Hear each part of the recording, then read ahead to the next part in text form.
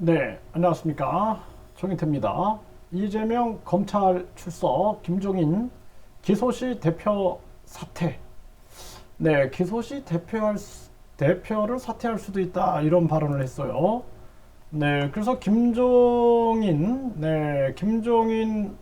하면은 이제 여야를 왔다 갔다 하면서 비대위원장을 한 인물로 우리가 알려져 있죠.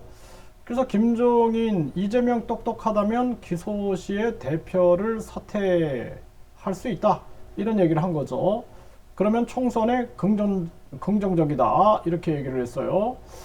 그러면서 지금 이런 얘기를 했습니다. 검찰이 이재명 대표를 기소할 경우에 기소되면 스스로 당대표직을 내려놓을 수도 있다. 머리가 좋은 사람이라면 당의 내년 총선을 위해서 자기가 대표직을 던질 수도 있다. 네, 그러면 민주당은 선거의 입지가 좋아진다. 책임이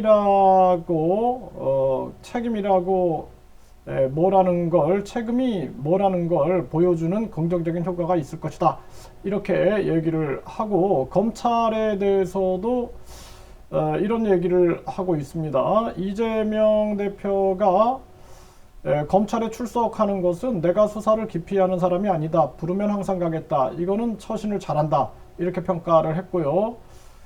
그리고 검찰이 확실한 게 있으면 딱 그걸 집어서 결론을 내야지 이렇게도 해보고 저렇게도 해보는 건 별로 모양이 좋지 않을 거다. 기소를 하려면 결정적인 얘기를 해야지 결정적인 얘기를 안 하니 기소가 되겠는가. 검찰이 빨리 결론을 내주는 것이 검찰을 위해서도 한국 정치를 위해서도 좋을 거다. 이렇게 얘기를 하고, 너무 오래 끌면 국민들이 나오는 게 없는데 뭐를 찾아내려고 저렇게 하는 거 아니냐, 이런 생각을 할 수 있다. 이렇게 얘기를 했습니다. 네, 그래서 오늘 이제 이재명 대장동 2차 출석 사형하러 달려들던 남성들 끌려나갔다라는 거죠. 2명이 이제 달려들었다라는 거고요. 이렇게 검찰에 출석을 하고, 이낙연은 미국에서 윤영찬을 만나서 당 앞날이 걱정된다. 이런 얘기를 하고 있고, 박용진은 이재명 기소되면 대표직 정지 여부 판단해야 된다. 이런 얘기를 하고요. 이상민 그 민주당 의원이죠. 이재명 기소되면 당대표에서 물러나야 한다. 이런 목소리가 나오고, 한국갤럽에서도 54.9%가 기소되면 당대표직 사퇴해야 한다. 네, YTN에서 63.8%가 기소되면 대표직 물러나야 한다. 이런 얘기들을 하고 있는 겁니다. 그래서 사실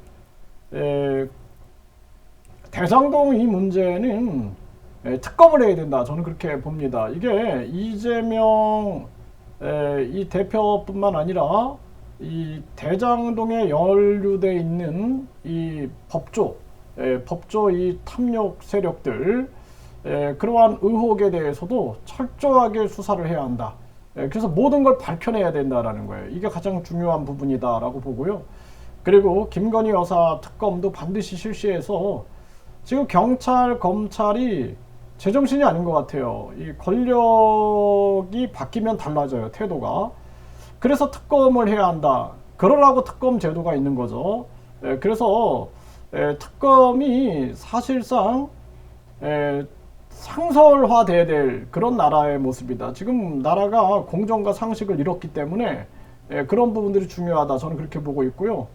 이재명 이 대표 같은 경우에도 지금 가장 중요한 것은 이 여야가 대립하는 것보다도 빨리 우리나라 서민 경제와 경제 위기를 극복해 나가는 것입니다. 이게 가장 중요하기 때문에 빨리 이 국민들 요구처럼 기소가 된다면 대표직 사퇴하고 명백한 밝히는데 총력을 기울여 가지고, 그 명백해진다 그러면은 더 큰 호응을 얻을 수 있지 않겠습니까? 그렇게 나가는 것이 바람직하다. 저는 그렇게 생각을 하고요. 대장동은 완전 특검 체제로 가가지고 명백하게 모든 걸 밝혀내야 된다. 저는 그렇게 생각을 합니다.